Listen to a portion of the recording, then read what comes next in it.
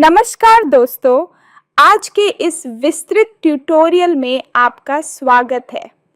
आज हम सीखने वाले हैं कि कैसे हाथ नाम यानी गोज हानेचन्यन लकड़ी को यथार्थवादी और प्राकृतिक तरीके से रंगा जाए।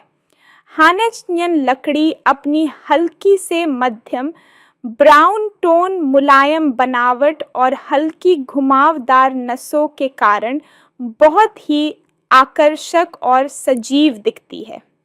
इसे सही तरीके से रंगने पर आपका आर्ट वर्क तुरंत ही जीवंत, प्रीमियम और प्रोफेशनल दिखाई देगा। सबसे पहले अपने पेपर पर लकड़ी का बेसिक आकार तैयार करें। यह किसी भी आकार में हो सकता है, एक स्लैब बोर्ड या सिर्फ आयताकार टुकड़ा। किनारों को हल्का गोलाकार रखें ताकि लकड़ी का फिनिश प्राकृतिक और सॉफ्ट दिखे। जब आपका स्केच तैयार हो जाए तो हम बेस कलर की ओर बढ़ेंगे। हानेचन्यन लकड़ी के लिए बेस लेयर हल्का बेज या हल्का पीला भूरा टोन होना चाहिए।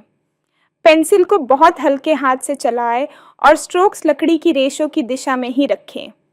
स्ट्रोक्स लंबी और लगातार हों ताकि पूरे बोर्ड पर एक समान मुलायम लेयर बन जाए। यह बेस लेयर पूरे कलरिंग का टोन सेट करता है, इसलिए इसे धैर्य और ध्यान से भरें। इसके बाद हम हल्की शेडिंग जोड़ेंगे। मीडियम ब्राउन लें और किनारों तथा सतह के निचले हिस्सों में हल्की शेडिंग लगाएं। इस स्टेप से लकड़ी में गहराई और 3D इफेक्ट आता है। स्ट्रोक्स की दिशा हमेशा लकड़ी की नसों के अनुरूप रखें। इसे धीरे धीरे ब्लेंड करें ताकि कोई हार्ड लाइन न दिखे और रंग मुलायम लगे। अब हम लकड़ी की नसों को उभारने का चरण शुरू करेंगे। इसके लिए डार्क ब्राउन पेंसिल का इस्तेमाल करें। लंबी, हल्की और घुमावदार स्ट्रोक्स बनाएं जो लकड़ी की प्राकृतिक दिशा का पालन करें।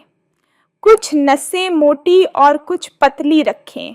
याद रखें कि नसें पूरी तरह समान न हो।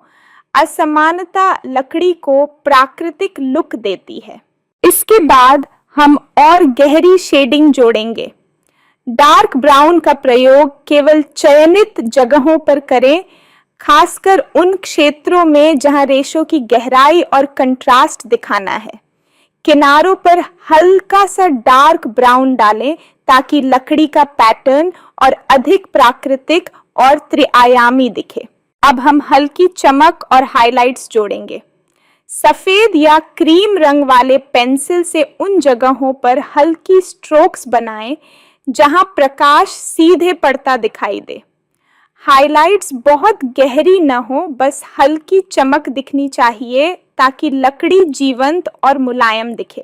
इसके बाद हम लकड़ी के सूक्ष्म टेक्सचर जोड़ेंगे। हानेचन्यन लकड़ी में कभी कभी छोटे बारीक दाने और हल्की ब्रेक्ड लाइंस जैसी बनावट होती है।